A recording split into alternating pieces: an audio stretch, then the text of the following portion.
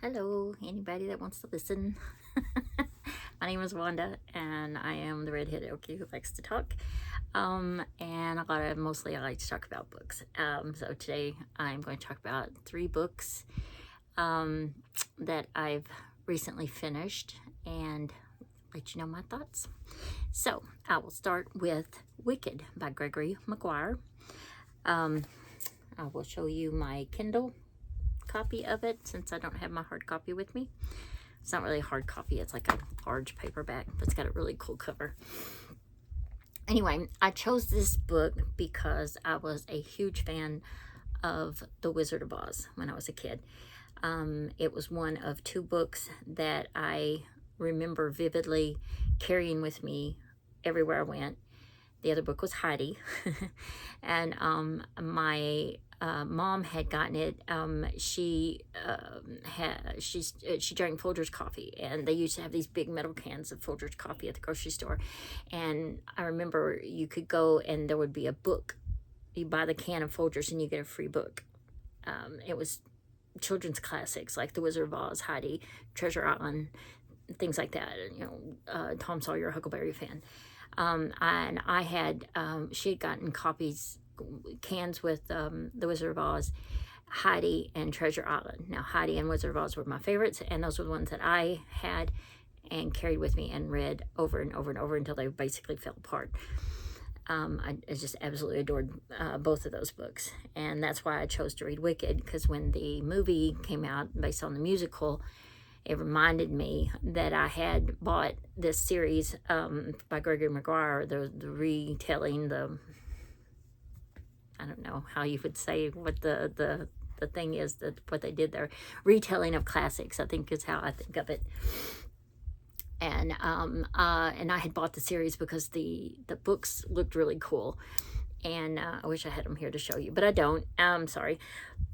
And so I chose to read this book, and it is the story of the Wicked Witch of the West. Her name's Elphaba. She's born to a very stern religious father and a very loose, unhappy woman. Loose isn't really a good way to put it. She's just very friendly with strange men that come through because her husband's gone all the time preaching. And so she's lonely and open to new experiences. Anyway, Elphaba's born. She's green and she has sharp demon teeth, and she's an unpleasant child, and people don't really like her. Her father in particular doesn't like her. And then when her sister Nessa Rose is born, her mother dies. Nessa Rose is born with no arms. And she becomes her father's favorite, and Elfie helps take care of her a lot. And so, boom forward, and Elfie's going to the University of Shiz, and that's where she meets Glinda and Fiero, and that group of friends, Shin Shin, and Bach, the little munchkin lender. And anyway, and this is where she first becomes aware of capital A animal rights. She has this Professor Dillamond, who's a goat, who teaches, and he gets killed, and so she wants to, and she learns that there is a force afoot in the land of Oz to suppress animals and force them back into non-speaking roles, and so that they would be, subject to the humans that were there, I guess. And anyway, so she convinces Glinda to run off to the Emerald City with her so they can speak to the Great and Terrible Oz about this and get some help with it. And when she gets there, it turns out the situation's not quite what she thought, and she is unhappy with that, so she disappears into the Emerald City to work underground for capital A animal rights, while Glinda goes back to university and graduates and gets married and does her little happy sorceress thing. And then one night she meets up with Fiero, who is the prince of the Quadlings, I think, in the West, and they have an affair, and then he is killed, and she loses her mind and goes into this convent. So again, we're flashing forward a few years, and she is leaving the convent, and she's going to go on a pilgrimage to Fiero's home, and so that she can apologize to his wife and children for her part in his death. And there's a little boy with her who we kind of think we know who it is, but it doesn't really say, and she acts like she doesn't know, but he's along. Anyway, it's kind of a weird thing. And she gets there, and she tries to talk to Fiero's wife, and she won't talk to her. She's like, I will treat you, you know, as a guest, and you can have a place in my home, but I don't want to hear anything you have to say about anything. And so she stays there. She has her monkey that she's teaching how to speak, and that she eventually does experiments on to teach it to fly. And she has a dog and some other animals and stuff, because she's a capital A animal rights activist, and she's always trying to get them to, you know, evolve, I guess. I don't really know what she's doing with them, but she experiments on them. Anyway, and so she hears some bad news from her father and her sister, and she goes home to her father where he's ailing, and she's just sad. She's like, this isn't my home. I don't, you know, and she's kind of re-examining her life and everything. And this was when, you know, Dorothy came with and headed to the Emerald City with her dog Toto and the Scarecrow and the Tin Man and the Lion. Anyway, and then, you know, those events happen. So I think we all know how this ends, right? But I chose this book because I was such a fan of the original material, The Wizard of Oz. So I kind of wanted to see, and then plus I do have a bit of a weakness for these retellings, these reboots of the classics, I guess, however you want to think of it. And the quote that I chose from this book was, after Elfie went back to her home and saw her father, and because he didn't treat her well, he favored Nessero severely over her. She was irrelevant to him. She thinks to herself that maybe the definition of home is the place where you are never forgiven, so you may always belong there, bound by guilt, and maybe the cost of belonging is worth it. So it seems very sad to me, because she had a terrible childhood. She was a difficult child. She was not an attractive child. People were not drawn to her. They didn't love her. They just tolerated her existence because they seemed like they didn't know what else to do with her. And so her definition of home being that just seems, it's just a sad and kind of a tragic thing. And which leads me to my annoyance with this. I've gotten to where I don't like villain origin stories, because let a villain be a villain. She's not a bad guy in this. They keep calling her wicked and everything, and she's not wicked. She's just different. She thinks differently. She looks differently. She's not friendly. She's not personable. She's crabby. She's, you know, she doesn't like people. She prefers animals. It's not wicked. That's just, you know, just different. Just not a friendly person. And people have a right to be not a friendly person. She doesn't ask anything from anybody. She just is. I'll probably read the rest of the book, even though I wouldn't say that this was an enjoyable read. It was a bit confusing at times. There were lots of place names and things like that. It was just crazy. It was hard to keep track of, and people's names that were crazy and hard to keep track of. So it was sometimes it was a bit of a slog.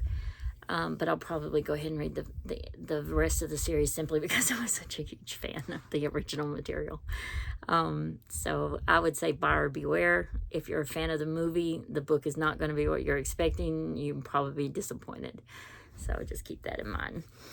The second book I want to talk about is called Where'd You Go, Bernadette? And it's by Maria Semple. And I chose this book because it had been made into a movie that had caught my eye, and I had decided to read some books that were made into movies so that I could, you know, specifically read the book, watch the movie. Which I have not watched the movie yet because that's kind of fallen by the wayside, but I had this in my list, and so I read it. And it is about this woman, Bernadette. She lives in a old fallen down school that she bought. It's school reformatory. She has a husband named Elgin and a daughter named Bee, and she is a genius architect. And they were originally living in Los Angeles, and they moved to Seattle, and this is when she bought this falling down reformatory school because she was going to build it back up and make it into a nice, you know, fancy home for her family. But it turns out she had a lot of difficulty having children, and her daughter, once her daughter was born, had a lot of health problems, so there were a lot of issues with that, and Bernadette kind of has some mental health issues, and the book's not exactly explicit on what those are, but she definitely has some issues. And her daughter the book takes place when her daughter is 13, and it's kind of it's kind of set up fun because it's like a series of emails and letters and news accounts and newsletters and stuff is how the story is told, and then interspersed with Bee telling from a first person point of view what she knows is going on. The daughter, the 13-year-old. The daughter goes to this fancy private school because they're super rich, because her husband Elgin works for Microsoft, and he's invented some software program that's made him the software boy genius, and he makes lots of money. And Bee wants to go on this trip to Antarctica, which is what kind of sets off the events of the book. And Bernadette is just a nutter. She's not well. She doesn't get along well with others. She's another scratchy individual, kind of like Elfie. She, in particular, her neighbor down the hill doesn't like her. So her neighbor is hosting this garden party for the school to raise money, and as a fundraiser. And she wants Bernadette to clear out all these blackberry bushes. And so she browbeats Bernadette into clearing out these bushes, and then it starts raining, and it rains for like a week, which in Seattle it rains all the time, but apparently it was like raining heavy for Seattle. And there's a big mudslide the day of the fundraiser, and basically the hill slides down into the neighbor's house, and she's upset by that, and that sets off a whole series of events. And and Elgin has decided that Bernadette is crazy because of all this crazy. She's wearing a fishing vest, and she's turned over all their information to this, what she thought was a virtual assistant, but turns out to be the Russian mafia that basically is trying to scam them and rob all their money, empty out their bank accounts. And he tries to have her committed, but she runs away, and she runs off to Antarctica, and that's where her and Bee end up. So the book is it's crazy. And basically the main thing I could think of all the way through the book was sometimes people just have too much money, way more money than sense. And we definitely need to eat the rich. But that's a political statement. I don't want to get into that. I didn't really like any of the characters in the book. The best part of the book was the mudslide. That was pretty funny.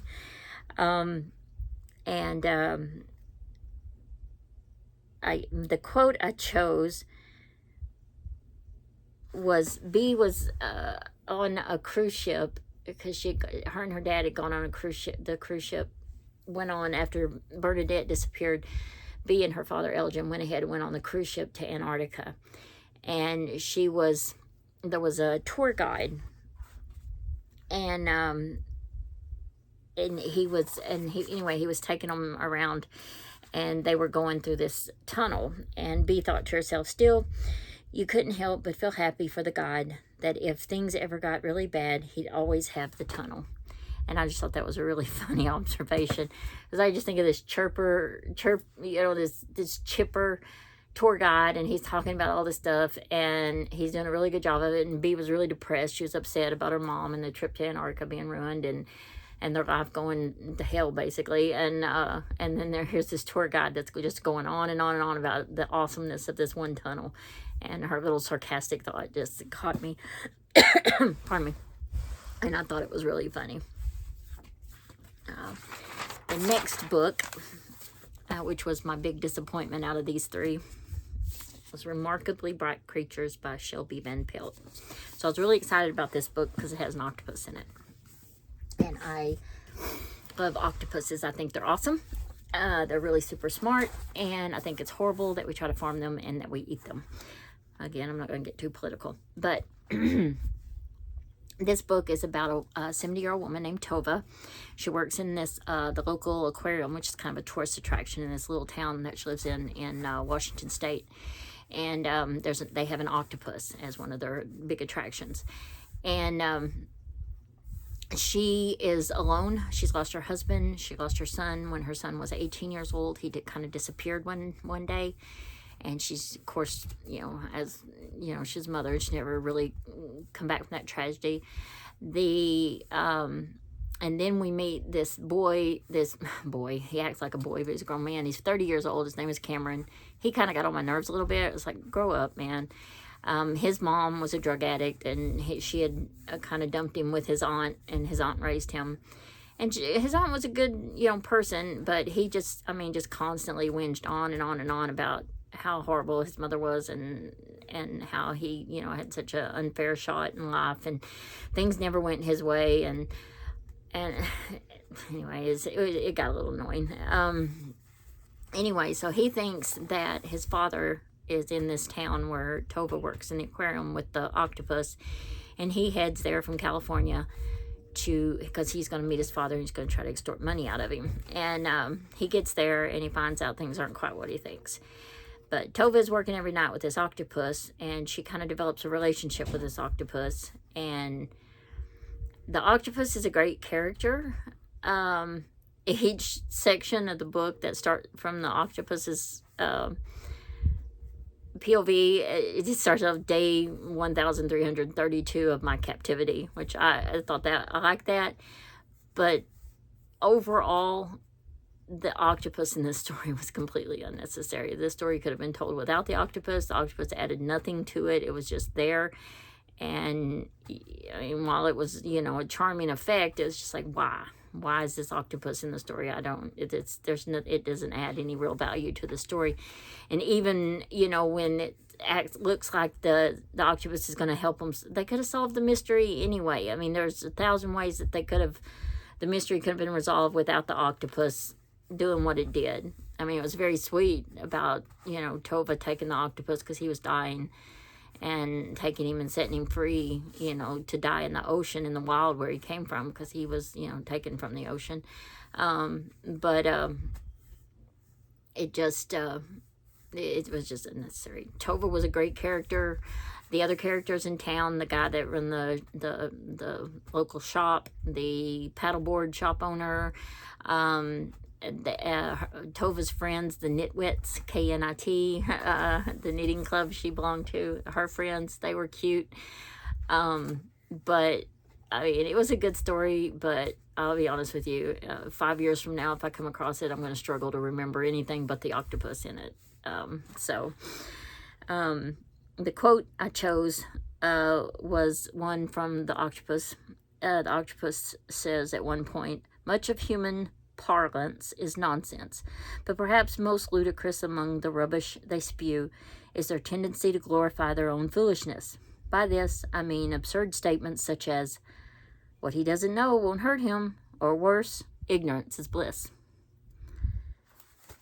Marcellus thinks this is stupid because ignorance is not bliss. If you are ignorant of something that is approaching, that is about to eat you, it's not bliss. You're gonna get eaten and you're gonna die. So he thinks this is foolish. He disagrees. He thinks you should be aware and pay attention, and not be oblivious to things. And wise words for an octopus.